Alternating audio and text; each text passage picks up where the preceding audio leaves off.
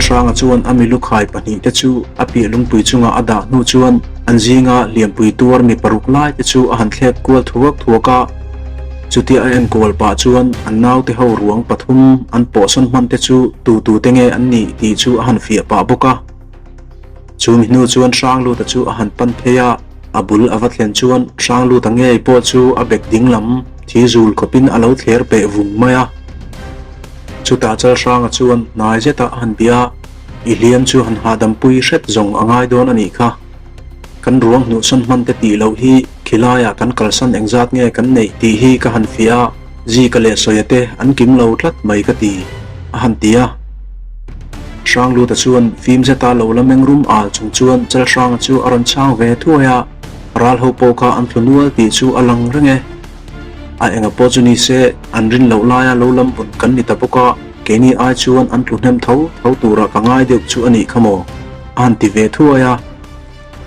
mase anin nordana khan arin ain si tlang ho chu an tampa ka an lo cha na kon lam bo na chang an hriat nu khan an thapui kha atang khom ria wa a hriat awang khan an khoriau mai ti chu chal sang chuan a hre chiang viawa chu wang chun a tho ni na an nor le huna chuan nordan an thlak angai arin thu aron soi le ta a chuti la chuan then khat chuan eng angin nge chet an lak le don ti le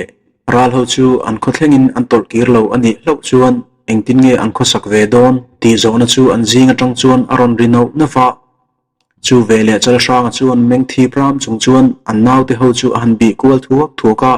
ngai dan phum fe tak pok chu angai hun lai tak ani renge kan tlak lu na chin hi an nin an hrelawa keini point khoilai nga puikar ber khinge an bel kan hre hau lo hun hi ngak le hret ila an tlak lu na chin bin kei ka kal ange chuta tol zel lawa an lo len hor khom ani nak chuan dar tian wal hi kan tol bik hlek lawang ala tingul ngul maya chuti la chuan sang lu ta po chuan ril ru khau zet pu chung chuan chal sang ral rel dan chu angai dan ani ve chi thu aron soi ve le a chu mi nuwa an nau te ho zinga aviak la thadeu oma angai mi som te chu an tom khom nang pui nuai mual bial chin fema ral venga ding turin atir ta ngal vata anila taka anin norna hunin azir to lo ema wang hian sitlang pasal tharul le dar tian pasal tharul te hi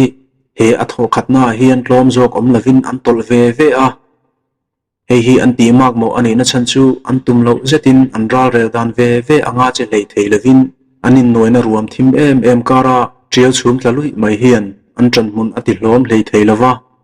an khati ta ka khachuan mani khomi anin sat pal tanual mai kha ani renga kha wang khan soi tongin an hotu te ve hian tol tura thupek an apui ve a atho ni na tur in nor zui le nga chat hi an tum ve em ti ero a hriat mai thei lawa sang lu ta le chal sang ate pani chuan an nau te chu tol pui zel lavin atho ni na hi chau takin rom hun pakhata le turin an din pui le ngat ania heti la hian si tlang ho hian atho ni na hi la chau takin an khuwa kal tlang lavin an ding ve le ngatem ti hi chal sang ate hian an hремai bi klak lo he wang hian ral ho bi thla a kal nge hi angai ta phot ti chu chal sang ngai dan nget tak ania chu wang chuan midang tir lavin ama nge chu ral ho tap chin fia tur chuan kal atum tlat boka chuti chung chuan midang zong ero chuan thom le mei po chu ei lawa lo tom re dak turin adu bok ani anjinga hian miluk khai ta chu sang lu tale midang pathum ba ka chal sang an pahni ngong atan man boka chuti ani chuan mi panga chuan ral lu chu an khai ta phota an chuti ta ka chuan chal sang a che tak lo la mu lo an ni lom boka alo huai sin jiale a che ran na le athapui khau zia te chu an soiru sap hloma khati an buai nuai kara khan engtin nge milu pahni lai chu alo lak man ni tia ngot po chuan an ngai tu na te chu an seng na sahlom lea an chuti ta ka chuan akha to ka sang lu tan aloron fui sap reng na chu tho ni na chuan zom nge an tumru le hle to a milu pakhat tal khai nge chu an chak et hlom vek to mai ani chu mini ni lenga an han chol ren ron hu chuan tailam khoron thim don thlenga chal sang liam ta lo la lang le hau lo chu an ngai a thalo lek to a mase an ho tu pa ber sang lu ta ero chuan chal sang a chuan ral ho tap chin a han fi na chuan chet boina ei anei don ho lo ti a hria chin awang chuan anau te ho chu fui na thu ro rum tak tak mangin anor tang so renga chuti online fui mol lai chuan an rin lo na lam an tom khom na chu loi lam ngopui dukar atang chuan khothim to zet noya chuan chal ranga chu tlangwal hliam pakhat pabahlat lop chungin aron lang thuta chuti aron fin le hnu chuan thok a han lak te hnuwa kan chak deuh fe lo fing ni vela hla khian sitlang ho chuan min la chang ve khia ve tia phun sap pa in a hliam ron puak ho thang tu la chu boy som ngal thuai angai thu le anin noina mun thlang deuh lungpui kara thang tu la chu hliam pui tur chunga a chhar mai thu te an nau te zinga bidang ruang po anin noina hmuna chuan an lo om thu le ral havin an lu an lak mai lo na ti in a po son deuh hnuwa aladam ber thang tu la chu mithi to de ai chuan boi pui a so zo ke tin aron puak ho tak thu te chu han sei zui le a chutiara trit na hmuna meu po chal sang che dan tlom ngai tak le huai sen tak te midang angai tu zia le aphat san mai lo zia te alo lang chau mol mai chu midang ho chuan an ngai sang le a chal sang chu an ni ai ma na pang ni ma se an zaru em to maya chuti la chuan sang lu tangei po chuan chal sang che dan chu a ek phak lo hle to ti in tha chiang tak chung chuan an nau te ho chu a han mel ko le dan dana khai le chitlang ho chuan an khuwa kan kai chho mai lavin min lo la chau le takin min lo la dan tur an lo la ngai tu chau mai ti kan theta a kan heti ta ka chuan a tho ni na kan nor le don ti hi kan chiang tlang tura in ngai la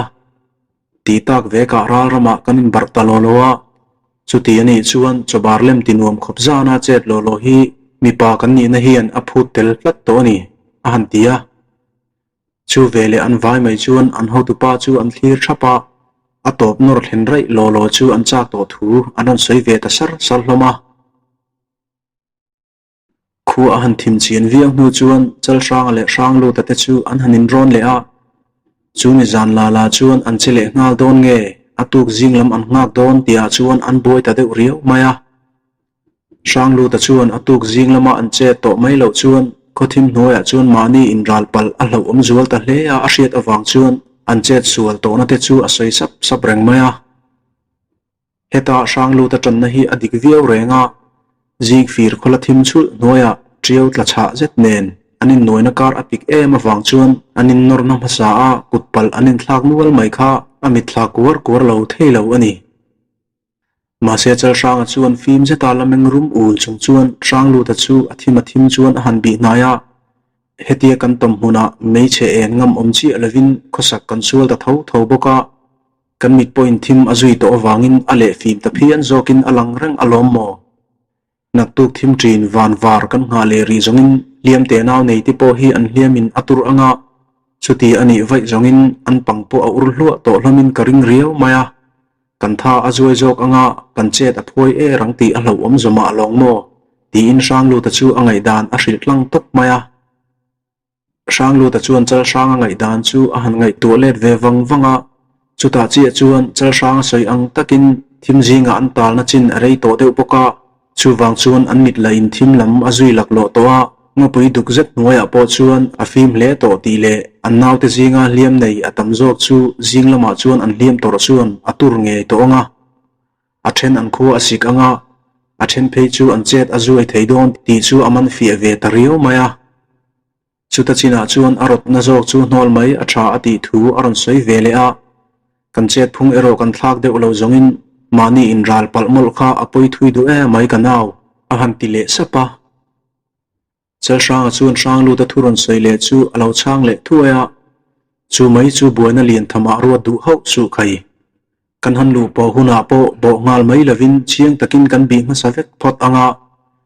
chu mi nuwa thal fang roi ma sato lovin kol nam lekin mani zone ami theu bitum tur kan thlang fel diam anga mani zone ami thal thei lo ta kan hlo point ral lakat luk ai chuan midang bitum zui lovin tolkian ngal zela kan ti anga chu tiang taka kan chet thei chuan kan in ral pal tur laka chuan kan him ani mai chu ta tanga kan tol lu le na tur mun ero fel takin ral ho tong khom na atanga him china mun pakhat kan ruat diam mayang chu ati ol sam le ta eta chu ral rel fing lu tuk zet zong sang lu ta chuan ro pui ati tangang mai le chal sang chu thim jinga chuan ngai em a han bi so chawa kanaw iral rel fin na meu hi chu I huai sen na pia ngot po hian chhor tham fe ani ka ti iso yang chuan mani zon mi chu van doi thila lo nor ne lo hlo emo lo nor ne ta po ni sela tolkian na thu aw puya orol kan chu meu chuan kan naw te ho hi an tolkian hal do kanga chuti ani chuan kan in ral pal theina laka chuan kan filim nge yang le aron ti chuak ta phong maya chuti an du to karal an han rel le nu chuan sang lu ta chuan an vai chuan an ruam man dan chu an ril kol le feka nang mani zon theu ami in nor tlom ta ani po in midang chu nor zui to lovin kan hun ruat lama in tol kir vek anga khaile a hune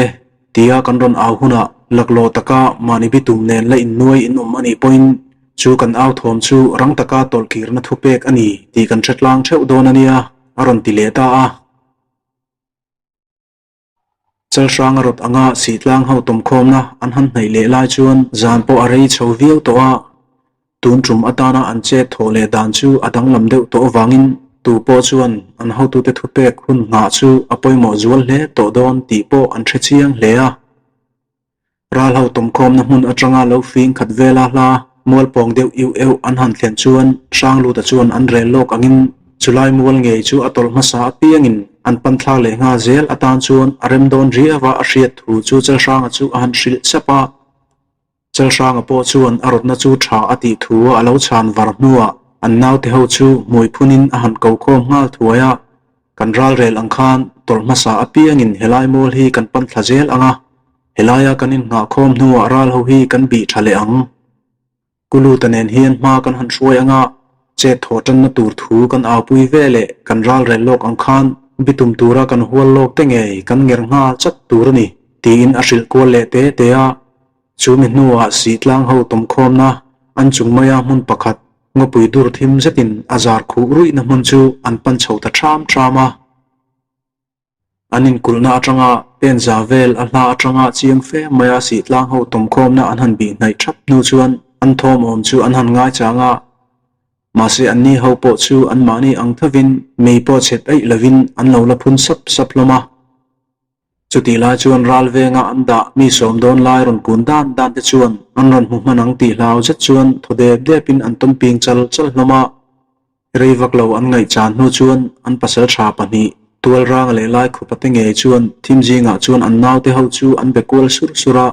chuta an thu soi ngai thachiang tura chal sang avakal hnai chuan jing lama an mani zonga an ron chhuat dan tur rila tual rang an fuina thu le eng emo asoi thom chu a hrechiang takher maya mase chu ti lai chuan abul lok loka ral veng an ron vei chen awang chuan ama chu an ron mu pal a hlo deuh awang chuan tual rang a thu soi dang chu ngai thazui talo chuan chal sang a chu a han tol hlalea sang lu tanen eng emo an soi dun le lok nu chuan an naw te ho chu chet a hun don to thu an hril le ta a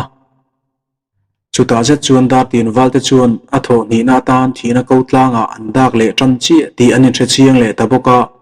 tu te emo chu William mabak tur an jinga chuan an om le ngei don ti po an chiang tok le hle to a an zawai mai chuan anin noina masa a reng han ngai mai ain ataka han ton meu chuan mihring le mihring chau le chau hanin sa biai mai chu ataka alora phlak ziala an chiang thisen tlan chemi tan chuan telvena chi ani hlol lo ti po alang chiang le bok an bitum le tur theu an melfi ran lai te chuan kumna naw pang deuh te phei chuan an hun ton ra phlak zet chu an khurru pui le dar toa mase an ho tu te pani ro thapna awang chuan an chet lak dan tura po chuan athakau jok an ni zui nge be seina nen an kol nam te chu an lek le zo maya chuti lai chuan si tlang tlangwal ho la in ral ep thu theirenga an ni ve tho ti chu an hriat chian ve tho awangin tu ma chu an mu the china han tluzal lui hlek po an ei lawa heti lai hian si tlang tlangwal tam jok po hi he anin nornara phlak zet hian an tiril afan ne hle tho ti hriat zetin an hoi her reng chu an phok em rang ve tho maya mase hunin anang laklo towa an lalpa thure in ashin in mel mak na kara an zawai chuan barlu an ni laklo to miau awangin an du emo du lo emo in noina ro thap le hau tak chu atum ni nan tran ani le nge done zana kai wang lai tarai rai boka thate tir lam de ki va rang po ko thlang tlang dung chung maya ading kol rai to chuti lai chuan an du tok an bi fia tabok nen dar tian tlangwal rol ho po in thi chil rap po ngam tura fui an ni to boka an hun tonin engtin ematak chuan tham ru riau ma se an ho tu chal sang le sang lu tate huai sin na chuan a uap ne hring to boka an har thalum var hlea chuti lain si tlang hola tu ma mu hi hlek lovin an tom na mual ngo pui nuai thim rui mai kar chimbuk zan riak le leishik che sang sham ri chu kara chuan an ti sup renga a then an veile tho thin lain a then te chu an thu fir hloma chuta chal sang le sang lu tate chuan an ral veng ho chu an han nei chawa lamli dan vel leka an han nei vele chuan ral bong o tuna bongal ru le dar tian wal sapui le ral ma atlong ngai lo kan ron che e tia sang lu ta a khok ruin si tlang ho tomna an lu vele chuan ngo pui duk thim noya in noina rap thlak zet chu a thleng zui le ta jing lama an tomna zonga chu le tumara rel fel diam to si tlang tlangwal te ho tu lai ku ngale tual rang ate chuan an bei sei lo zeta dar tian ho ron lang thut mai chu lo ma chon mai dan an shamang lo leka ma se thei to pa au chunga an nau te ho chet lak dan tur an han soi ve ta ka chuan tlem chuan an lo nor le thei ta deuh leka ma se patling na tur thom le ko nam in khak trek ri ziau zuai thom chuan zual lam apan zela chuta china chuan an vela nung cha sam zong po lavin an ngoi thupa si tlang tlangwal te le dar tian tlangwal te in noina mun ngo pui chu thi na tri bai om zet chuan thla azar nan hlup hian alang to maya a then an thlang oi lama lum thlatop top chungin thimjinga arem danin anin zai ton chota a then chu mulavin arem danin thisen per chuai kopin an kol namin anin vai tre rong boka chuti lai chuan chal sang a point amazon lai khupa tan na lam ni oma angai lampana atlan na lama chuan akong lo dal hlek tu thingchang ro tla te chu apal kliak phei bi to maya sang lu tala in abitum tur atana athan si tlang pasal thangol to tlat akumrual pui vela upave tho tul ranga alo zong ve mek bok ma se mel mai tlang in muthei talo chu midang tlang ko kal nuai kara chuan an mi du te chu an nang fu lei thei hlek lo maya chuta china chuan chal sanga chuan anung lama atlan pel to te chu ale zonga norin an nau te hovin an lo bitum ve ngat te jinga si tlang tlangwal thakhau deuh oma a hriat te chu ako nam chuan avai euzok hlum maya sang lu te ro chuan amidu tak tul ranga chu atlak chilfu tangeya chuta an ho tu berte ve an hanin nuai tak ta chu an au thom arap thlak dun kher to maya ma se rei lova an saklama tran hun la lai khu pachuan an nau te ho chu an tran hun lak dana in chem dar deuh turin aron au tura chuta china chuan sang lu te porang takin an nau te thunun turin tul rang ma ata chu atol mung thuaya chutia si tlang havin an tran hun ti zau tuma an che ta ka chuan an lo rel lok ang khan an mani thian te in norpal a lo om ta hle ti chu sha thiamin nau te u tol ahune tuna ti tur chungin sang lu ta chuan mun tin chu dap chop ti chung chuan atlan hol ngal thuaka chuti lai chuan chal sang apo amilu khai lai samjial akuta sui nge so pa chuan sang lu ta thupek zom chuan atol ve wata reilawa an plak lu nana an ruat lok an thlang lo fing khat vela hla a mual pakhat thim duk zeta chuan an nau te ho ron tol mek lo veng zel chung chuan alu thleng thla ve ta a chuta an hanin mukhom le zet chu an vai deuh thua chuan liam an lo tur deuh vek to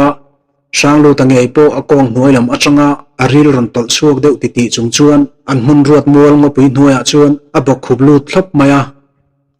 chuti lai chuan chal sang a point amal hliam kak pe deuh vung mai chu thinrim zeta ru mul chung chuan a met chip noka ma se an nau te ho hun sanga an room le hak thin thom a hriat awang chuan ama po chu in thai hil trakin an nau te ho chu a han bi kol zunga chuti awa kwal thuak lai chuan an jinga an hun ruat ron tlathleng zo ve talo mi pathum vel chu anom le tange ti chu chal sang chuan a hrengal maya ma se chung ho chu an thinge ya arin awangin han let leya an mani zonga ral ho tom khom han sut tar le chu tha atiri chi to lova chuti lai chuan an jinga pakhat chuan sang lo ta chu chaklam atang chuan an om khom deuh na biala chuan aron kai ko thla chata an ron thleng thlang no chuan chal sang chuan sang lo ta chu a han en chiang hal thuaya chuti ahan bi chian tak nu chuan a hliam na tak chu thinrim zatin tur sham turin ahan hril sapa chu vele sang lu ta chuan tor chhel takin opa ngai thei ang berin aron chang ve wata ka kol nam lek danin azir ta peklova ka hetita ani berhimo khoinge hanin thing har le ilangin sitlang ho chu kan han thi chil lo ang chu le ala tingal ngal maya ma se chal sang chuan sang lu ta hliam thuk riau le ari ron lor deuh tuam chu a khoi fu chian e ma wang chuan rang takin anom dan tur chu rel thuai angai ti hre chiang hlea chuta sang lu ta chu thim hnuaya chuan a han bi hnai lea kan che thona khan sitlang ho chu an tom tok to nge yang kan nauk luta te ero kan in nor na hun kha an tom khom na ani miau awangin an lu kan hum thei don talo ti alang renga keini ai chuan mun na ero an chan hnem ti achiang e a enga po chuni se tuna tu chuan khoilam ve po kan zuai riau to ti alang renga hei wang hian lo thei lovin kanin thathen ri angai ani ati ta supa sanglu ta chuan atop thleng tura hanin thin har chu la du hle ma se aliam torna set chu chal sang chun a hriat china wang chuan athulak dan chu hnial lo sang tur chuan anor le ngata an chu ti ta ka chuan sanglu ta po chuan ire lang chu ni te se kanau ti in tol len ri chu arem ti ve ta a heti atum hna tan an hanin mor le vakna hian si tlang ho hi mi paruklai an thilea hliam la an tam da tian ho ai ma in hliam to ka box sopa tu an tam ma zo ka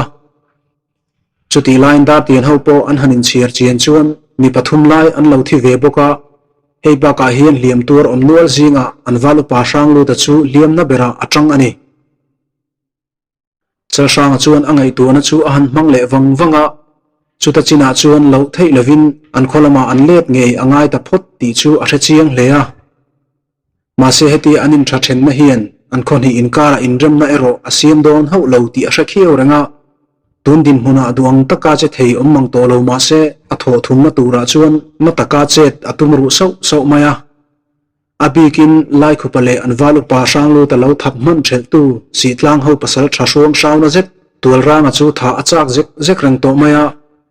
ma se anni pani ama chon le hun tur ero chu atum thumna emo ani to don ti chu a hrachiang viau to ani chal sang chuan anaw te ho jinga liam na lo tuk tok ve lo mi som thum chuang hret pe chu liam ho chom zel chunga an thlang lam pan pui tur chuan a han hrila chu mi hnu ama nge chuan sang lu ta chu aponola an thlang ruam lama chuan an vai chuan an liam thlata a an mun masa an han thlen chuan azana zan chuan an kho khan po theina lam hoi chuan an chuak le ngal vata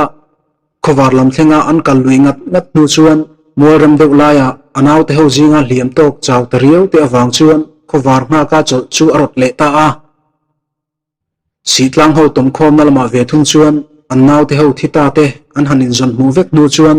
luam lo taksa chaw an char ruang te chu mun khata an mutlar tir dal maya chuti lai chon dar tin tlangwal an tha tak te po an lu an tan veka an ruang te chu an thlang kor duk deuh laya chuan an the khom noka kholam panin azana zan chuan an liam nga thuaya ma se kalkonga chuan dar tin pasal tha te laka hliam tur tamjok chu an chau tak e ma wang chuan zual ko intirin khuwa an hlat to lo boka ti in an thlen china chuan an mani hroi tur an khotlang wal ho an ron lan hun chu an hnak top to maya an chu ti ta ka chuan khowar rola an han lu nu chuan ai be sei aya an khotlang wal an tlutam talutuk le hliam pui to kron ho an tam lutuk awang chuan an lalpa zadala chu alung oi lo hle ani nilu aron lan tram to laya anin ko chu le la chuan chal sang chu athin ring ngat lea an naw te ho hliam tok an tam lutuk awangin an jinga thita te ruangla an vain an khom thei talo bok nen aril rachuril zet chu akom chian po le anapel tel maya chuti la chuan sanglu tala azuai to ema achang phei chuan aring po chu atum pei lo lek fo maya an chuti ta ka chuan chal sang chuan atana anom theidan ber tura soirem pa chuan a han pothale te a kho kan thlena bol puin a han thoidam song chianga nakti pa chuan tho thumna tan thapui la in sitlang kan kai le thenge yang chumi huna chuan thian lai ko ngapo ahliam tor alodam vele tonga sitlang pasal tha lai khupale tul rang te lu chu anlal zadala sum huna nge kan tarang chu le tia phun sap chung chuan zo zeta apuk mek sang lu ta chu adam zongin ti asoi pui sap ranga chuta china chuan sang lu ta po ki lui van chungin aron rum data iral rel dan zui nge ya han thole tluka chak om ho love kanaw tin aron phun vele sapa liam tur tam jok nena hoan ni awanga an kal chak lei theilo awang chuan chu mini ni lenga an kal hnu zan lama po leng hon ar khuan hun thlenga an kal le hnuwa mun rem deuh laia ri mun an sul le hnu chuan atuk jing fi ma chuan an khodai an lut man to don ti an hriat awang chuan chal sang chuan a thei chu chin jok tha ati thu anaw te ho chu a han hril kol dana chuti an ral mon hle to awang chuan liam tur chaw zul ho te chu an nu hil ngal bora atuk jing var trin hun ma hreta chuan an chol na chuan chu san le ta a chal sangan angai tu lok ange chuan atuk jing thim trin van var tira chuan an khodai chu an lut ta chia reivak lo an han chol dat nuwa leilung aron lan vele chuan chal sang chuan lungdoa bo hla chamin phur lo zetin tlang a han tir rama chu vele khuwa tang chuan mipui anon tle chu ngal du la ar ke ziak le zu fang bel te choi chunga nularon tlan chuak ten an khotlang wal hliam tok chaw zet an ron mu me chuan an phur dan adang takher maile mase an dan pa ngain liam tur chaw tak te po chu mai nei ho lovin ar ke ziak chu an han ban mola chal sang po mel him pului zetin anui lui sham ranga mase khu an han lu hnuwa lalpa ngur singa in an han kai hnu chuan a thin rim na chu aron so sang le bul towa lalpa sitlang kho ho nen chuan kanin tha then tari chu ani tabera kan be seilo zetin anni point rambut an ron tum ve chi si awangin an khoram wal chin chunga kanin nor tawak mai sia tin bul a han ram nuwa an che dan zong chu mai nei ho lovin ril runa zet chungin asoi sap renga ma se lalpa ngur singa chuan mel him tak pului sham chung chuan chal sanga chu aron mel le rana e khai lungzur tur kan nila love chala chet in han thola ka sitlang ho chu an zuina sa to mayang le hei bak ka hoi sin na zepok in chet na hi ka chuang hle tia thupui ala kai nuwa an ral tha te lu lam na hun chu nei nge angai thu chu asoi ta chara an lalpa berin chu ti aril rudam zonga alo biak mol ta ka chuan chal sang po chu azang khai le ta dewa lalpa tho thum na atan chet lak le thuai ka du hei hiram min ti sak thei chuan sitlang pasal tha te ho tu lai khupale tul rang te chu engti kong ma in an put bo to hlek lawang ti in an lalpa ngur sing ma nge chuan lai khupale tul rang te lu lak chu a in bat tlap to thu chu a han soi le a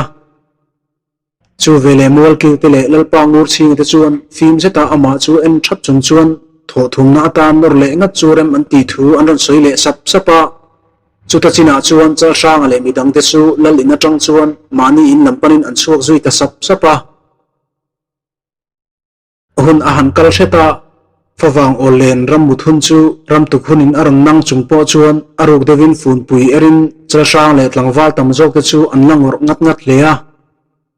heti lai hian leido neya khosata chu lowata chuak te po lal le mual kil te chuan zan riak lu ta nalak an khap tlat maya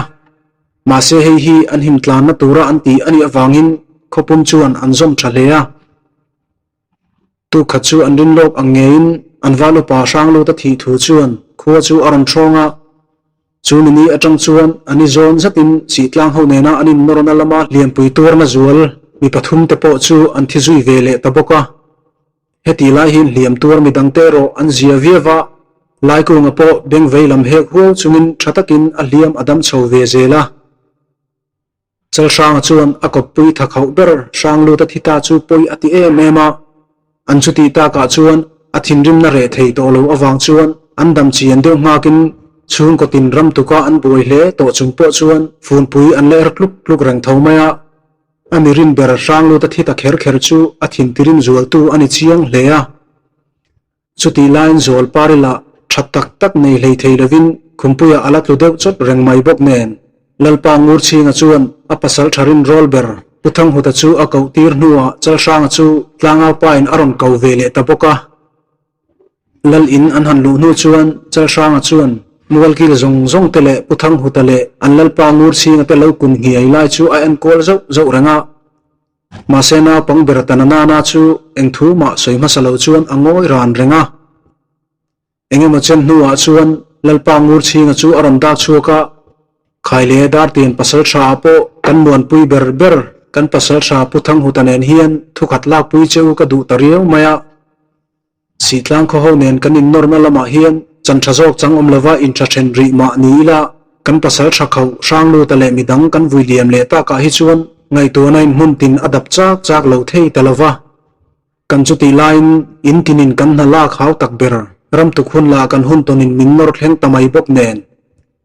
zum le siam kara na lak pa ral pui han nor me zong tu kholal main annamin karing big lo hial mai sitlang ho po he hun hian anang ve tho don tila achianga sitlanga chuan kan pasal tha puthang hutanen hian lamkalin han liam taula inram na sawi tan mai hi a thalong mo tin sitlang lalpa zadala chu thupui zakkep in han soi mu wat mai don em mon chu kan ti ani ti in chal ranga chu a han melbing deuh chata an lalpa ngur singa thuran soi zet chuan chal ranga thin chu a khei em maya masela zamdam ti taka an tlangwal te thina le an valupa sanglu ta thina alak nat em awangte akhono taram tukna buai hunin anang takno to chungpo duang taka na thok theilo akhuate akhongai wang chu ani ti alang rang mai si chal ranga chuan an lalpa ngur singa chu a han mel rana lalpa ithulak dan chuan laltha inina ashil te emo ikhomi puite torna imu mai lava hetiang hian thu pui ilata ani tila hairol ani lave ahan ti sapa mase heti la hian chal ranga thinlung ero ahel zul so sawa mi padik tak thin athok towa kazol pari laka chem len tu te hi thukhat karam pui don hau lo tia ngai tu chungin thok ala le hak thina chuti lai chuan lalngur singa chuan apasal tha chuan ber chal ranga chaji chu phim zetin alo en rukhiau mai hi alo nia chuta avai bel pe ko vu lai chu voithum vel han paktual tual nu chuan aram dak chuk lea kan hun chet talu tukhian ngai dan fum fe min nei tir ta hlei theilo ani e ainga po chuni se ranor le remna thu la kai thu la hian lal le mol kil ta hi in ro thuk hle ma ilangin thudang anglo zetin in ranor na in kara hi chuan amun na taral nor tu pasal thate thu hi ading chang beratur ani alom tin a pasal thate aza der thiam na chu aron sei lang vele a heti aron tong le chi hian anin rem le rem lo tur thuwa po chuan ama mi mal du thu mai asoi ani ti le an thu top na tak tak chu a pasal thate siam tan ada zia lalmur ching hian aron sei le ti na ani puthang hu ta chuan angai dan chu aron sei vele a fapa anga a en le a hriat chian chal sang lung oi lo ru riau chu tlang takin aron sei chuak vele tatopa mi pa in kan nor lak lo towa heti kawa kan tor nuwa rem thu zui na thu kenga si tlang han kai hi kan tlangwal te hi an harsa anti ani e lalpa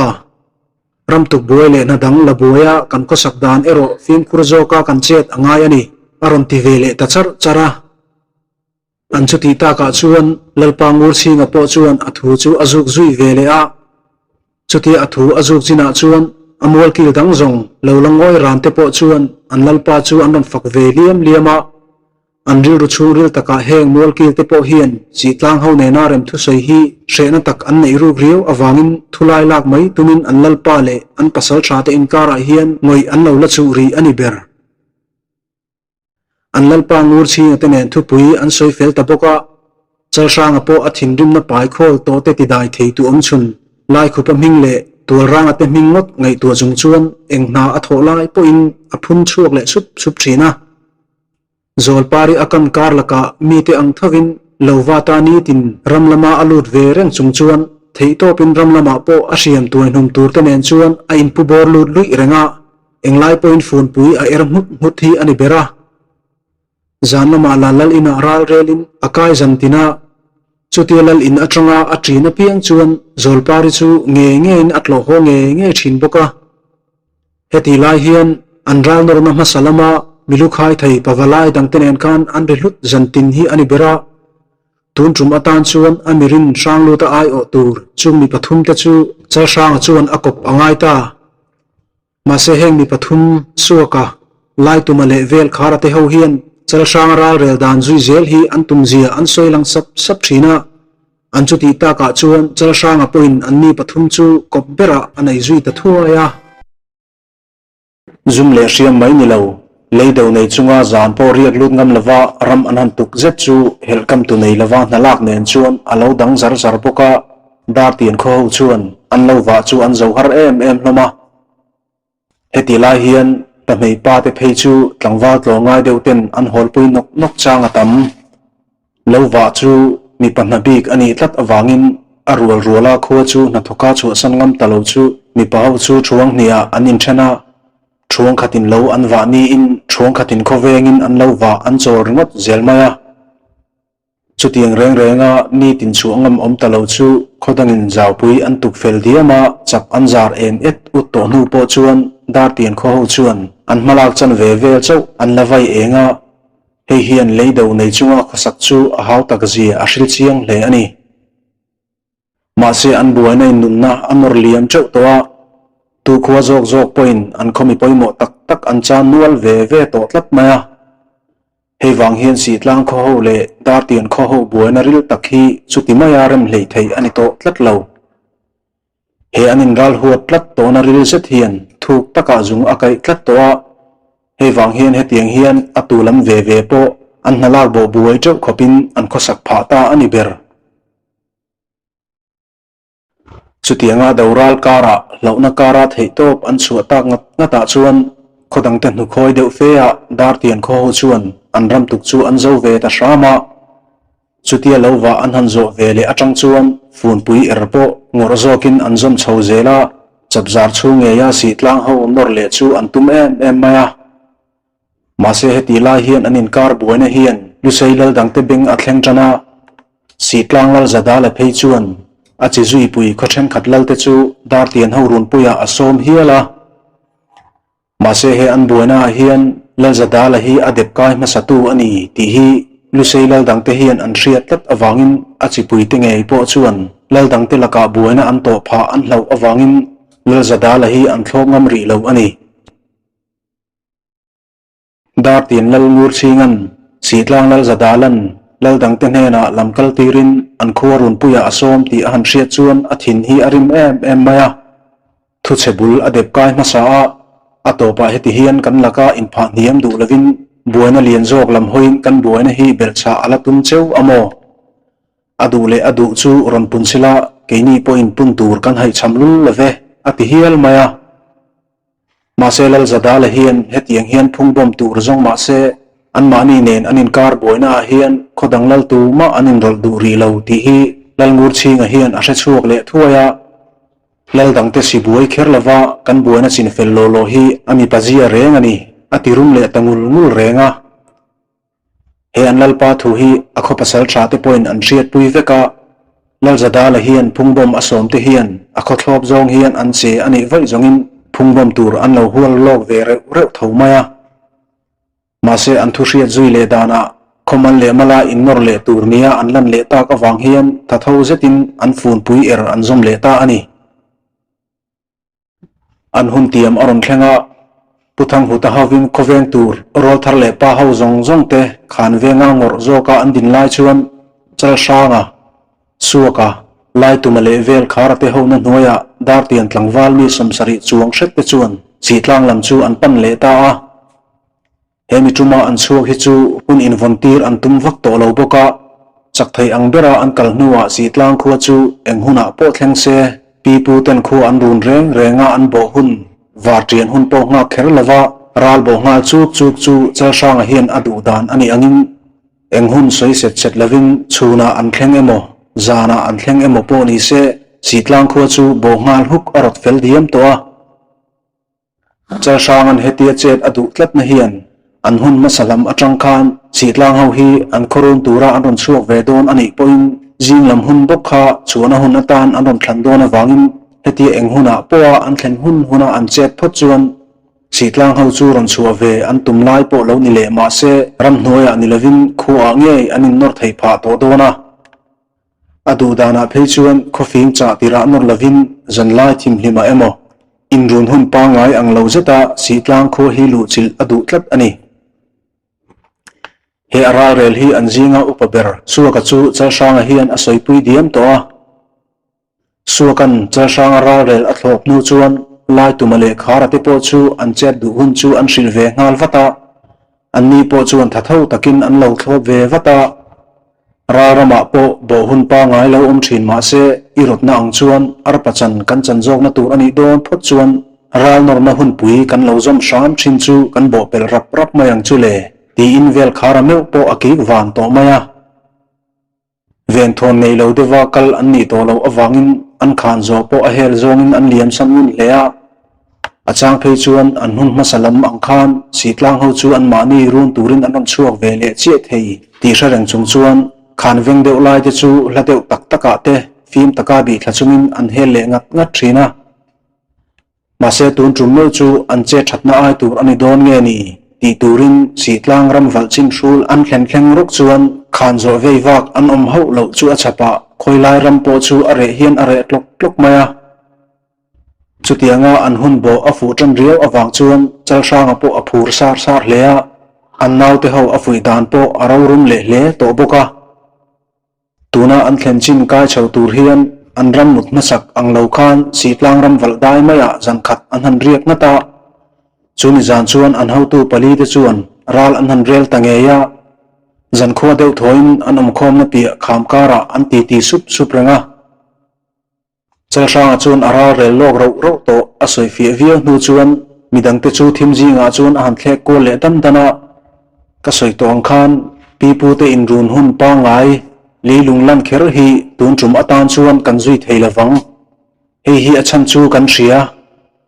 kan hun masalama khan sitlang daya in norma hau tak zet kan ma chon pha to khamo ti in tum fel tak anei thu chu aron soi le a chu vele chu ka te pathum chuan chalsang ra rel ruk dan to ma chu ngak lel zet chuan an lo nga chang le thapa zan rei hle to ma se admit meng po afim zual takher mai reivak lo an ngoi le dat nu chuan chalsang chu aron dak chuak le a chap zar hun nilu chang et ot hun ani awang hian khuwa ro zia kan hailawa hetiang khoro in ur tang hlur noi anga hi chuan perle thang nok te hi meital lungin han chut nan ila akai thuai mai zela sitlang hi chun ni tangwang lai hun lai takin lu khung turani tia lu du hun maksak zet anei thu asoi tlak nuwa ara rel chu asoi zom lea chu khoro hun lai den chen chuan chun lai taka lu arot so sawa an hun masalama rala chet ala thin matlak lamdai thang le per hal vak mai chu arot taruk maya chuta film zo ka meng khiau chungin aron soi lea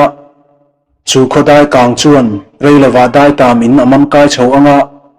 chu khodai kang kara chuan an ral veng hola an phe boi thuai anga chu vele mei pui zui chuan kho chu kan kai mayang chu tin arot na dang dai le fing zet chu asoi fai ta lenga suaka le midang te chuan chalsang ra rel fing le dang dai zet chu mak ti zetin an lo nga thlathiwan zaka chuta zet chuan chalsang thluak fin na chu sitlang kho ho chuan engtin tak lo eple tang mo ti ngap chu an ngai tu an sa to maya ma se chuti an ru an kom ngoi ran lai chuan chalsang a chuan a o aram thian le khura keile ku su ka hian ma kan throi anga kho in khat kan pel vele khodai kang fai to a chuan chakmang khengin midang zong in ron tle lu tanga rang takin lalmo le avela in zong po chung ho chuan in ron hal chho nga to mayang chu aron ti le ta chuta zet chuan suaka te ho chuan chalsang ra re chu phur zet chuan tha an ti thu an ron soi le ngal sapa chutia che dan tur an rel fel rual chuan chalsang lo ro thap zia le afin zia la chu mak an ti jok hial maya hera re zet hi chu an bo fu vai zongin sitlang ho chuan an zal hen pha nge don ti po alang chiang hlein an threkhiau mai ani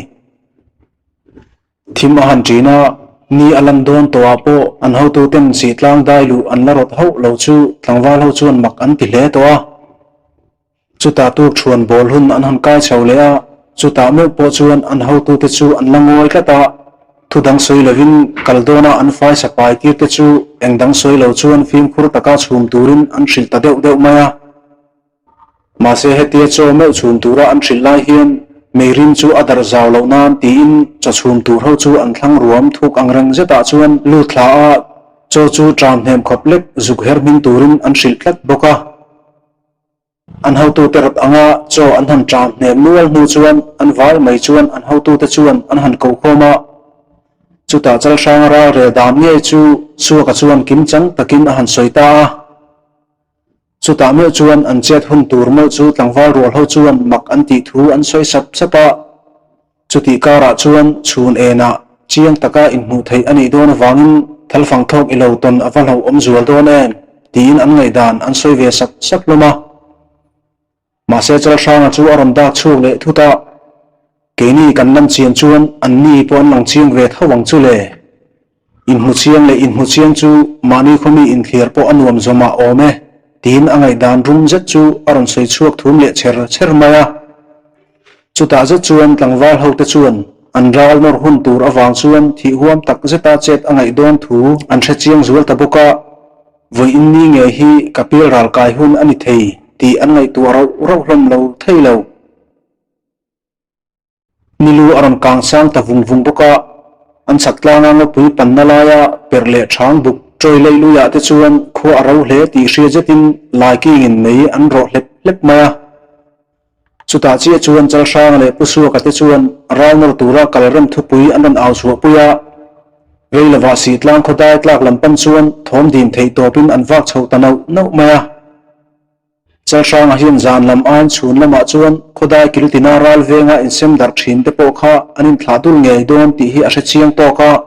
he wang hian si tlang ho nor fil vek tur hian pipu teral nor hum zui lo chatin chhun pachang ral mon hun hi si tlang kho ho thon nan hian arot tat reng ani chhun ni sat wang la tak mai chuan an tum mang nge in si tlang dai tlak lam shu la chuan dap tian va rol ho chu an tom thap maya chuta afo kai tur nim ro thazet zit le mau ro ru thazet zit te chu chal sang le su ka te chuan thom nei mang lo zetin si tlang khodai in ron nei na lai nai te pe a chuan an hanin che chok sek reng maya reilawa pa mai pa thlam ti ata lianin mau ro le nim ro te chu an che khom thuaya chuta chal sang chuan kein bul kan lakai ange tin an hnom chek na lam chu apam chho le vuta chuni nu reilo te a si tlang dai tlak lam chu khudum tur mun khopana sain akang ta zui maya chuta chal sang ron tlan le thale chuan in pakhat chu anei pu chu chuan a hlap kai ngal thu aron soi ngal zata dai akang ko ti ani ngal maya in thal kha koi ngal vek ula mei cher lakai tur pol te khan mei de kai siam ha ru le hei bak ra nor na theina hun dang a om lo kanda tian tan thi tri lovin norang o ti in thum zoi chura an che dan tur le fuina thu aron soi le sap nuwa ama nge chuan ma hruain asilai le kuwa chung chuan tur zeta si tlang dai bon ro thazet kang zui to chu apam chho ta hala chal sang an dai han lu chi chu amei de kai awanga nu naw le tarmang ang tlan ko kal nuk te aw thom chu alo khok rai to ma se chung dai kang the tur tlangwal ho ron lor thlam sa te chuan an be sei ho lovin an khodai kang nei na satak chu kara tanga thalfang ron thlok chuak pot thin chu an dong fu thei chat leya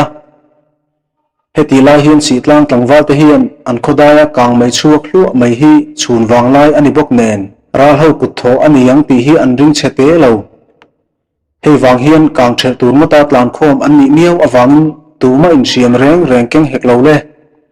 an pom thei to ka tam tui pom khom chunga tlan khom me tlangwal te chu thui tak tlan cheman hlek lovin da tian tlangwal te chuan an sai tu top zela chuni nu loka chal sang le su ka te ma hruaina in kho chu da tian tlangwal ho chuan an lu chil tarui maya chuti lai chuan si tlang ho po kang mei ra thak zetin lalmual aron nuai kai lek to chung po chuan ral ho chena zet te chu ma chon an ngai bok nen arolin ra chin hi an ma chon hi ani tak ber awangin zoi in an tha azoi tela khopuma mei puin a han hlap hual tak china phei chuan pating na tur rak thom le mei pui kang thum hlur thom nen kongnam in khagri ziau tur thom la beng khor ngor khoparingin muntina ria tur a oma chuti lai nu naw le mei chia tap ngoi thom in veng tin alwa boka akar laka patling orol chial ruai in bohla an cham khok rui thom achat lak lo bok chhun wang lai mani se si tlang ko chung lama chhun wang lai ni kang zet ron lut po chu kho kang tur dum mun mai khudin lu chuan a hlia thim rui to maya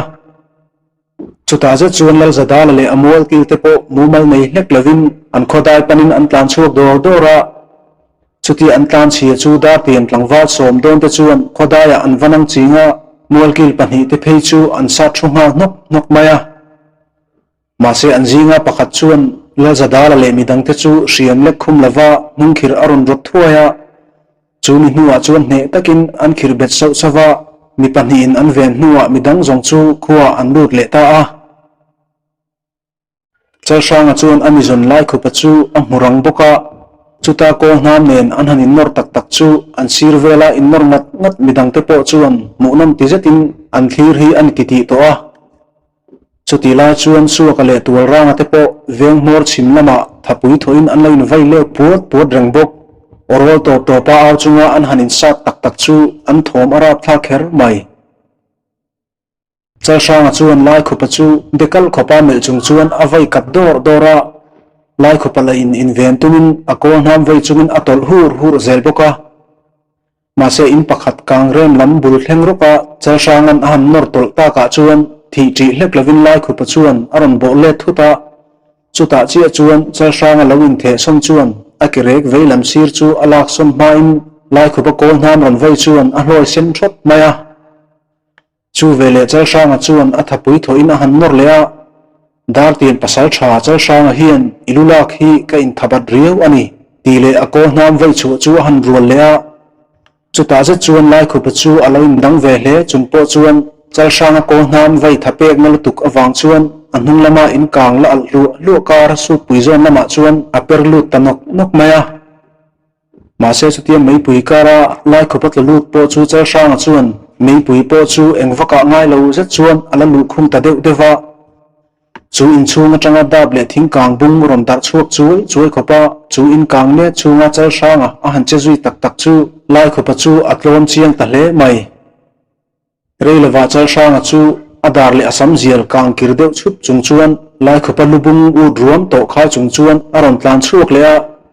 chuta tanga khosim hoya atlan chho le ngal zat chuan tum engemaw tak anei ti chu ral ho nena lawin norme midang te tan chuan heirul ani lo veng chaklama chal sang thleng chho chuan thisen kai deuh niang hnuang chunga chu kan tual ranga alo lamor let ngar lai chu a han zuan nei ngal zoka kusuak hepa po hi ka chanturani khamo lo kiang pe khai ti in su ka chu apot kiang dora le si tlang pasal thaver ther lawin veng ro le kan valu pa sang lu ta phuba lam turin in khuwa karon kaye ti thum chur pa chuan le po ti man lo khoparangin chal sang chuan tual ranga chu avai kat ngal dor maya chuta tual ranga chuan tran aron la thar velea ani don takmo in valu pa kha meichi ang leka training thei ani takhamo tile ronnor let aron rual velea ma se thinlung mai ni lo thapui khau zet le buluk chal sang thapui na han nor tak ta ka chuan tual ranga po chu lo thei lavin atol zui le dora chimdai thleng chhorok khopa chal sangan a han nor tol ta ka phei chuan alawin ven lama ngot po chuan a thapui tamjok chu azuai ta der maya chuta chal sanga chuan tual ranga in veng thiam riau chu anor dan a thlak thuta dai hun rem deuh laia a han nor tol lu le hret nu chuan a ko nam avai apianga tual ranga lo zuang son man zia chu nuai lama nor tumin niam zoka a han ve thalea chuti akun niam zual hle laia thok le khata ading char le thuta chuan tual ranga chu alo zuang kang le voa ma se atlak le lama le azurap le chia tia chuan chal sanga chuan akol hnam chu na em main le shula aron thlo chuak ke puata chu vele tual ranga chu atre thota amal te puam laya chal sanga ko hnam ronin eklang rung mai fonglam vuan chung chuan le ya chuan atlu thal hol maya ma se chu hun rei lo zet chu chal sanga chuan aron bo chui le zata apia maya thing ai che jinga thing fak pakhat a han ban zok rual deuh thaw chuan tual ranga lubur chu rirop rop khopin voi thum lai aron chi thlak zui ngek maya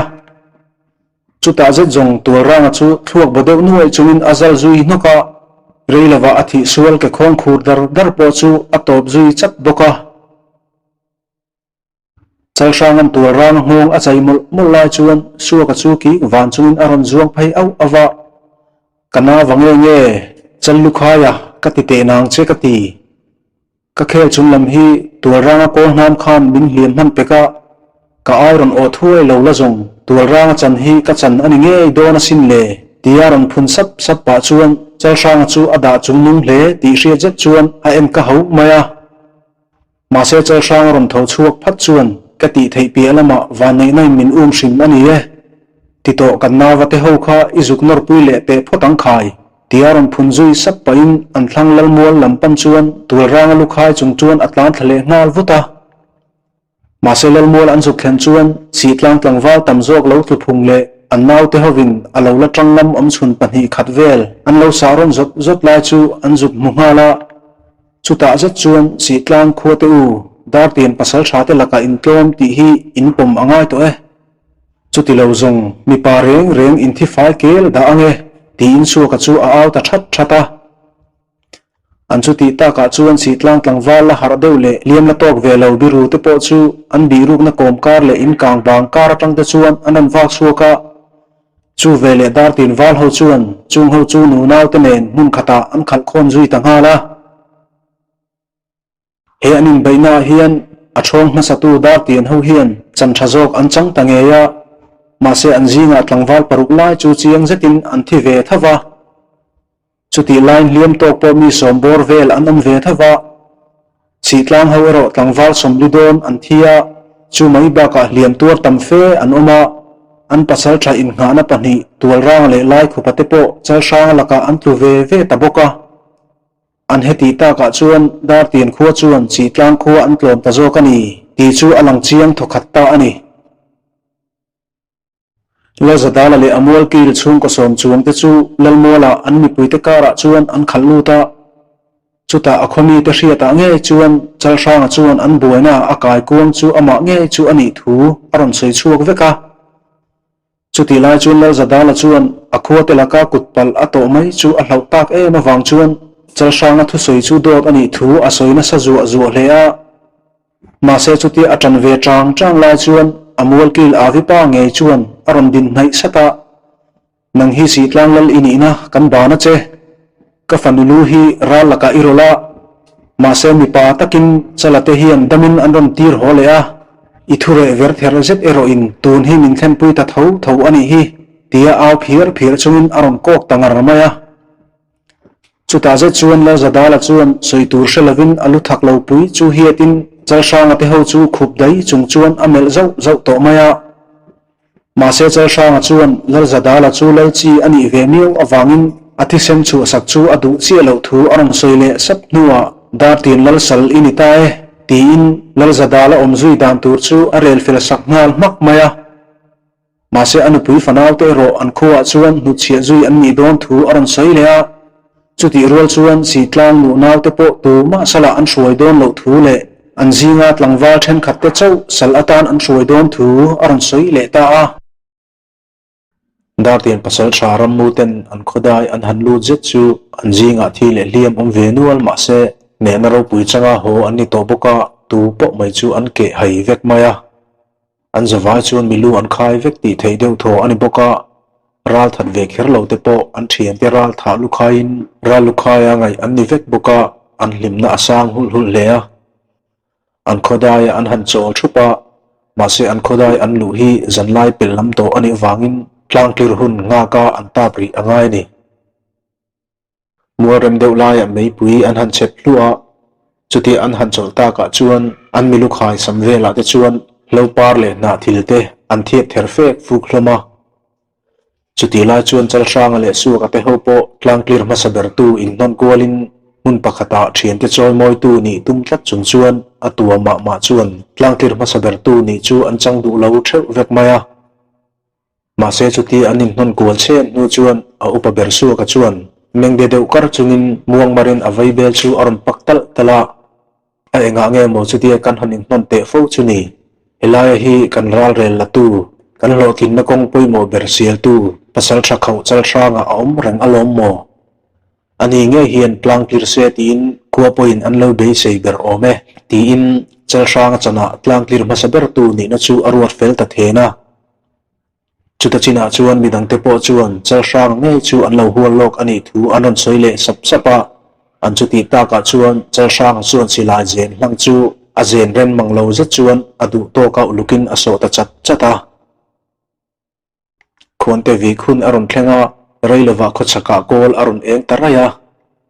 chu vele dar tin wal ho sa ho phur pheng to ta chuan nui ke hai chungin an riam te chu an le chuka klangtir masadar tu tur chal sang chu ache chu hun tur an ngai chang thap maya chuta chal sang chu aron pen chuak chat chata voi in kan ral do kan te na ni a hian pasal thadai do tia chiar thiau kan ni ta e tin an nau te chu pasal tha tia chiar ngam an ni to thuin aron fak zawa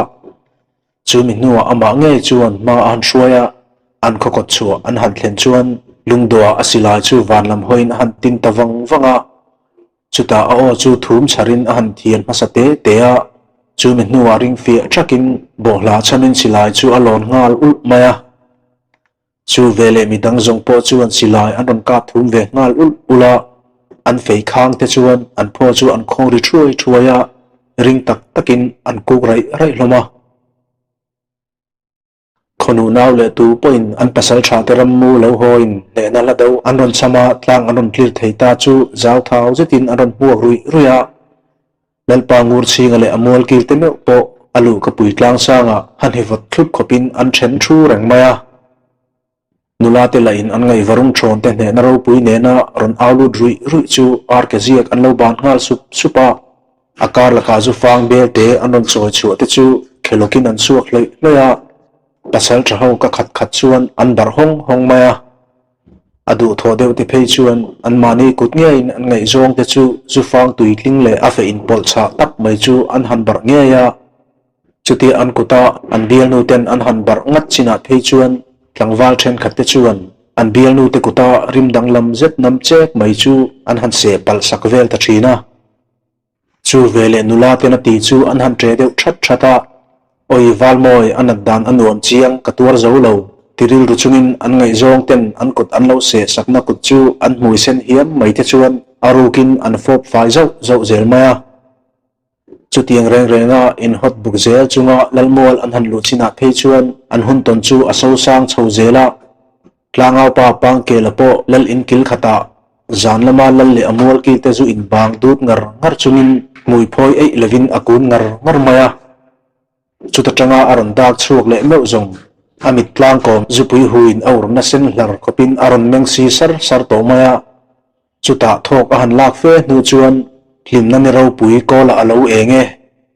pasal tha mi ro pui te ne na ni chu mong vor tha in i han chen tiang o tia phun le sap pa in atum ni nan zupui bel lian pet po pa chuan mong pau tar khopa bung buin alu chu azup thun le thaya tuibur hom da do na rai han dur le tangar ngar maya le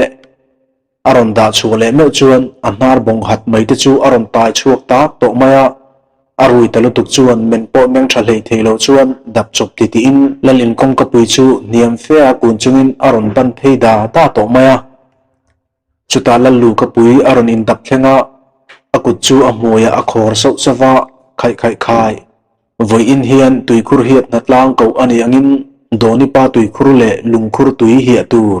chofun angai lawang tin akum tir lama a awla arui lutuk awanga amang hriat riai ruai chu aron aw pui puam ta tral maya chu vele lalle mi pui te chuan an tlangau pa pang ke la chu mak ti setin an thleng hal thupa akhai a kan hlim kan lom na vor top ni a meu tuikhur hi thu iron aw chu pui tak chu tin lalpa ngur chinga meu po aka hau tamaya masemol kil in pakhat atanga tui ne na tlangwal pakhat ron tlan chuak chuan an tlang al pa luwa chuan atui ken chu han so bongal puata chuta tanga tlang al pa ron dak chuak le chuan lameng si deu san chung chuan he lama zu pui bel kan lama mo ala ron ti puam le tral thomaya chu vele mi pui sa hok in lom lui te chu kare lip duai khopana sa chuan aron nui ta lua an lalpa ngur chinga me point an tlang aw pa zu du lutuk chu anui liam tangot maya tuk thuan rong bol a han hun chawa lal ngur chinga chuan a khomi pui tela su dul te chu alu ka puya ding vo chung chuan aron zat ngoi ta thua pa avai bel a han pak tual nu chuan abula si tlang lal zadala ding angonga ram shuya an thlun chu a han mel le chawa khaile voi in ni za chu kan hlimin hai hlim atiat lal sal meu na in ne na ro pui kan changta ti hi kan dai do pasal tha te thakhau zar ani ti hi tun kan hei lave tun ang renga ral kan nor fil hi kan la hrengai lova chu wangin he kan ne na ni hi khuatinin an hriat phak khopa uarin voi in ni ange hian kan lom don ani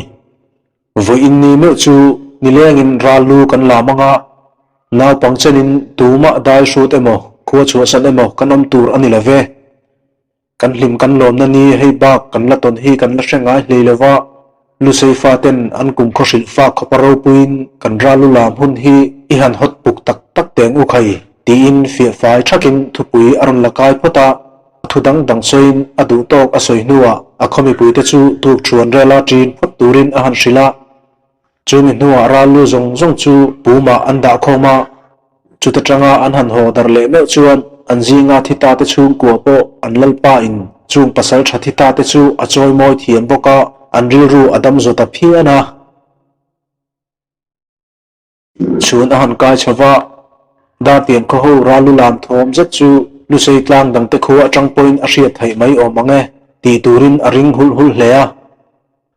Mualaya mi sang wa rual pasal tha thuam fam kima infam chunga lam thup thup te lo aw phur tu mi pui te jinga chuan an tlang aw pa bok kha alang sar le bera chu mi sang wa rual lam chu dul te hunga nula ke thia no tak tak thei rual zaket chunga kal boi nap te chu a en hlei thei hlol lo o leng don tuai kamit ngau sirin a hol bang lo che ka tona parang han vul mai te la chuan e ke ariang te hi ka thi hlum mai om mange kasak ruang hayang tar hi en lavin ichin mit moi tak mai khan mangai na mit ngaurang min han thot bu le e leng don tuai min mangai wang chawin min mangai ro tia phun sap chungin azunau dom ran lai chu chung nula te mela ki wan chung chuan atlak pap reng maya chuti lai chuan putar rual te la in antlang aw pa pang ke la rilru ang tho chu an lo pu ve ani te chek aniang chu andor dom tra chung chuan om jinei zeta ki wan chungin kil khata an lawin hor khom ve na samaya an soi hriat hlei thei si lo chuan akha tokin eng emo an soi ani ti hriat zetin om jinei zetin an ron nu chuak le kar thina chuta mi sang wal rual lam te la in an ron uar chho de dewa bola cham chungin mualaya thangte do chop chunga milu an da tlar tur mai chu malcho an bara an ka te chuan silai zen hlang an kap lu dura chuti khopa an han chet uar tak china phei chuan milutlar tur te ka chung chu an silai zenin a phu na lama chuan adum heng hung to maya ma se chuti chungpo chuan uar takin chu milu te chu an la riam zui zela akar laka pasal thachen khat te chuan an khomi panaw pang te chu cham an peya milu te chu an sa tir chot fo boka heti lai hian lal zadala ero lal ngur chinga lu kapuya thlunbe tlat chungin ading kun rei maya chutiang bokin akhotlang wa then khat dar tian hovin sal atana an hruai te po dar tian pasal tharwal ten an khomi te lu an lam na mual sira chuan kun rei chungin an thlung thap mai boka chuta lal pa ngur chinga chu aram ding chuaka khaile khole tuite u kan mi sang wal rual te hi choi moi na no pui an phu angin choi moi an ni dona heng no pui kan hlan enton hian kan rol thar rol ron thang chho zel te po in kan dar tian ven him na konga hian he kan pasal thano pui dom hi ron enton zel se ka du ani tia bul aron la kai nuwa chal sang hming chu a han lam ta a ma se chal sang ber chu lam tu la tang chuan bibo man lavin ading kho lun maya a thian ten pokal an han tum po chuan lam tu la chuan among in zung akai ani mai o mange ti turin ading het lut maya chuta le an khorol thar le tlangwal then khatin no pui dom tura an pokal hlei thei tak lawa chuan pawalai rual tam fe mai hi lalmola chuan an rom lu thim phei mupa loi pahur rim le zakharim nam huk khopa chal sang a pokal an han tum tamai chu aro pui le ta hul nge mai le chepcher khong tu te chuan uar thei topin benki rum khopin an chepcher le dar in chop te chu an ron khong ri hal lura chuti lai chuan lam tuala chal sang a pokal tuma in hor khom pawalai rual te chu mual sira an nu pui ten na sataka lo fuin zon tamai cheu no pui chu adom nge turani ti ten an lo awa an pon fen thlok duai khopa an pasal te aw changa an lo kat kual meu zong aya hun ro pui hi a om thei to lo sim sim ti tur hi ani hot to maya chuta annu pui te fui nang chuan pavalai ho chuan chal sang chu zon tumin noilam atangin an han nor le a chuta zet chuan molaya vaivut in chap zui te chu vanlama a khuding chho ngal lui luya chu vele an tlangau pa pang ke la rui phur pheng poin akhai a khatia in han nor tak ro rowa chuan keipo hi ka bang thei bik hleang pak chei kha keima pang auringa karon kale khai o inor do nang miang tia au chungin arui lutuk awanga amen pe meng tha hlei thei to lo chuan mol lai lampan chuan arunin daplut ve ta an bei fe nu chal sanga an ron zon thei sham nu chuan nap tla parin mol lai chu bokwakin aron chu san vele ta shama chuta lal ngur chinga chuan chal sanga chu asekino pui nge mai chu a han hlana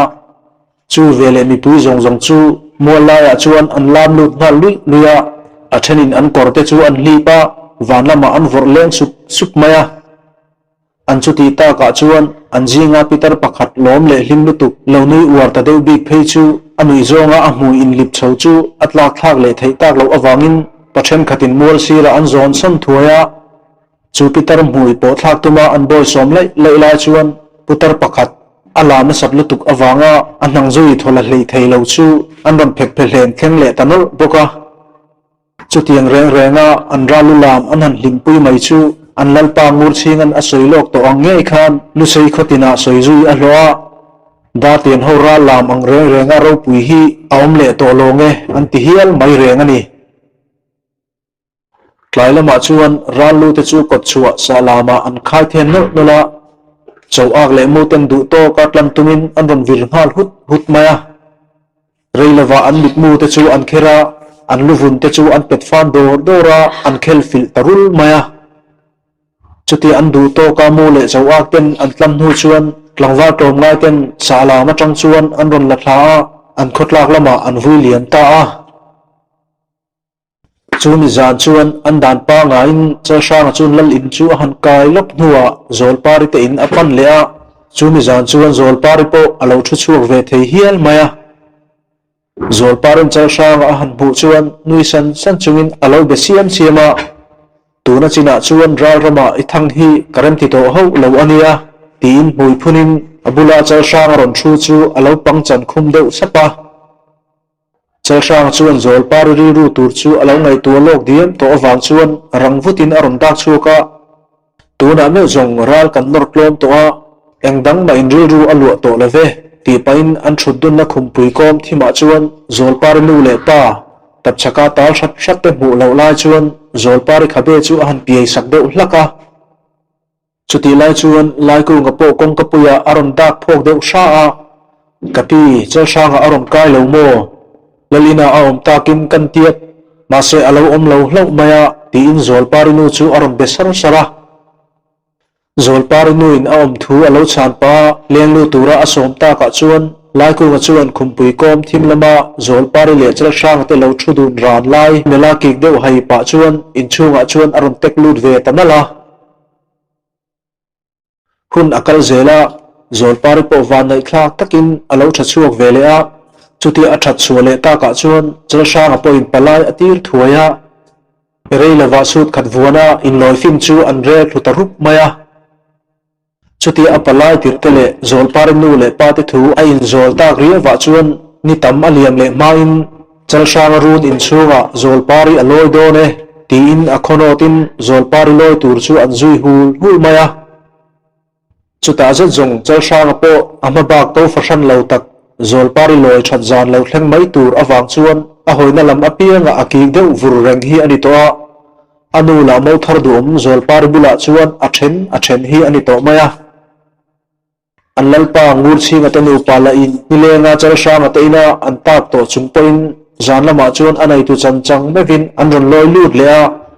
zol pari shuai tu loi chal le chal sang ate lam vuwa wangin zol pari an ron shuai thleng me chu an thom a tha hul hle a khokhat pasal thanau puidom mevin nupui anei ni ani boka ti in tu po mai chu ramlam ona wak bo an am lo bok ne chal sang ateina zol pari a han loi lu china me phei chuan in khat hung chuan anin nek lut lui maya chuta zol par chu loi sa ne me wa loi ani boka sabu chiar sem tu fa te an ron in tlara mi pui in hor vir mup te chu savei la changlo in la omem ti in sala changlo an omle omlo an ron aw kola tlanga pa pang ke la phei chuan a savei don voi khat chu kham lavin a voi khat na apir zo nuwa a ho wanga reilewa apun ven thlakin aron let le ngala chuti apun ven lo dang ta dai chu fatu te la chuan savei an pek na sakha bidang te emotin savei an lo penon le tange ya ma se avoi ni na po chu ala kham tak chuan lo awang chuan apun ven chu voi thum lai a thlak nuwa anu pui pon fen hial aron ven chuaka a chuti ta ka chuan tlanga pa pang ke la chuan savei voi nga adong ta ani chuta le loisa an han pirzawa chawsang ate na chuan mo le mo nei tu mutum chuan akhonotin an ron virlut le talui luya atop lama phei chuan kongka pui lama tang te chuan molom hlimna fiam tu thona na an man thin in nam pui hun an ron tanta ale chuta zat chuan chawsang ate in nging luai khop chuan in chunga chuan an hanin nam talui lui maya chutia in nam pui an han tantak taka chuan pon lama mi pui te po an ron lu bel zela bangpur pop khopa an hanin nam tak china phei chuan zol pari po khumpui kom thima chalsang bula thuchungin anui ar rang to maya chuta in nam pui boruak so sang chhozel chuan nasazo kim tu po chu aron chok phur chhozela reife an hanin nor nuwa bethan hluam khopa an hanin nek nuwa in nam pui hun an han ti top me chuan chalsang ate chuat la ya chuan nuting pon fen pathum le ha pui som chuang an charnol maya chuti la chuan komkar lama an tlanga pa pang ke la pur le rui lutuk lo chat thla chuan a hriat ho lovin chalsang ate arbon pathum lai chu alo ku areng mai bok nen a chung lam atang chuan ar patuai ho chuan a theisa chu an lo chuk lai maya ma se chuti chung po chuan an han kai har meu chuan aloi do le alaron ti bai thei tho mai ani chalsang an pui nei ni hi pa an la se pa tui lui lai chuan chalsang ero chuan ral kanop dai ta boka ramlama thang chua pa kani theinan ram chua le save lama chuan kalak ahun le ta e tin thang chua pa ni tung ngein ru asiam le so to a achuti ta ka chuan ral an nor laia akop tak chu ka chu akop ngor tatel tela chuti la chuan a thian pa lai ku wala salak lama akut alo mui chho zual de boka dartian pasal tharo thabber chalsang hian dartian pasal tha ramlama thang chuang ma saber tu ani theido lam ti chu khomi pui te thlir ruk ani ta ani chalsang apo amo tharlam khumpui kai jin an re chhota dewa ngupui le ramrimin alung alen ta veng hlea lolama annu pa zol parinen an feni tin chungpo chuan zol pari chu ari tenen a ho ma tir nuwa sa achang ho zau thina chutia sa alagun vele tak viawa chuan ari ruwa thi thei ngai lo ramlama thang chua chak na bok chuan aron turle ut toa ama ho ngein ral an tu dai to boka ram wachal ani na thinlung chu a har thale vut to le ani damte a chu nikum an han man liam ve tak thap nu chuan zan kha chu zalbuk akai main chu akale lai ku ngate anon kai nola chuat puya thu far chumin vaibel an pak tala fawang on len lama sairam chu an rot hluta dera mase sairam khan tha chu an khuwa tanga khokhat kalpela kholo omle ma saber mausi khoram wal shula ani awangin zan som fai riak mewa tho chualo chuan duang taka wa har sadon le in an sheloma heti la hin he sai khan lun zathi khodang pasal tha ten an rim ve fo ti an hria chian awangin an che du hun a in nang pal thei ti te chu an soi kai chho zela mase an thu to pa chuan an khozol pui to tumpang chal nge nga an ka don tuma an chet lak pui lungzol kho pasal tha ho chu an lal fa pa sai phung hawa sairam chu puya chon som ni se ti in an thian thum chuan thu an rel tui zui tatlak lea mase sairam chu meu hi chu ram chu pui tham ani awangin an lal pa ngur ching an biak ron le phot angai don ti te chu an ti top nan chuan an manga atuk zan lama an lalpa ngur ching chu chasang le su ka ten han bero se ti chu an rel thuta ani